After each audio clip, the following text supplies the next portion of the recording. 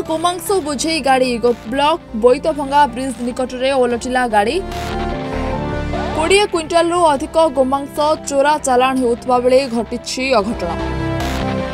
घटनास्थल ड्राइवर समेत बेपारी फेरार। स्थानीय लोके सकाळे शौच पई जायतबा समय रे एभली घटना नजर को आसिथिला। तेबे स्थानीय लोके उत्त्यक्त होई गाड़ी रे निया लगाइथिले। स्थानीय सरपंच पुलिस को खबर देवा परे पुलिस पहुंची तदंत जारी रखिछि। गाड़ी गोपरू एही बाट दे साकीगोपाल अंचल को जाउतबा सूचना मिलिछि। एभली घटनार पुनरावृत्ति जेभली न हुए सेथिपाई पुलिस प्रशासन दृष्टि देवाकू दाबी करिसेंते सरपंच और स्थानीय जनसाधारण।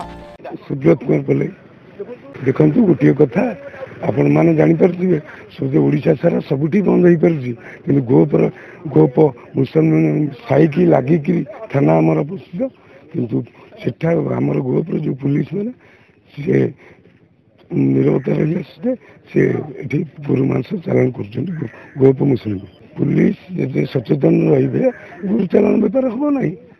लास्ट को गोटे कथा पब्लिक की मत आम रास्ता करूँ ना रास्ता को बाहर पेट्रोलिंग हेल्ले किसी हेनी केवल भोर भोर उल्टी जाइए गाड़ी गोरु मांस सब तले पड़ी गाड़ी रे थिबा कहीं नाहांती स्टाफ कहीं नाहांती ये झाड़ा आसवा सका भोर भोर झाड़ा फेरिया आसवा लोक मैंने देखा पर से लोक मैंने दौड़ी पड़े खबर मिलूँ खबर जानला पर गो पुलिस के इनफर्मेशन करी गो पुलिस घटनास्थल पहुँची सरजमीन तदंत आरंभ कर जेहेतु कराऊँच तार दिग आसबार दिग जना पड़ूला ये गोपटू आसूला अनुमान करा घटना जहाँ तो आमर हिंदू समाज प्रति जो घोर कुठाराघात एक कथा आमर गुरु गाई के आमर हिंदू धर्म रे पूजा कराउथिबा बेले माता बोली भाबुथिबा बेले सेमानकर मांस पुणी एबाटे सप्लाई होउछि बाटे दुखर कथा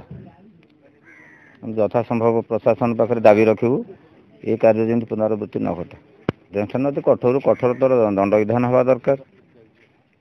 सबु धर्म को समस्त सम्मान देवा उचित तेणु हिंदू मान जो कुठाराघात एटा निंदनीय। पुरीरू जयंत कुमार सेठी रिपोर्ट रिपोर्टर्स टुडे।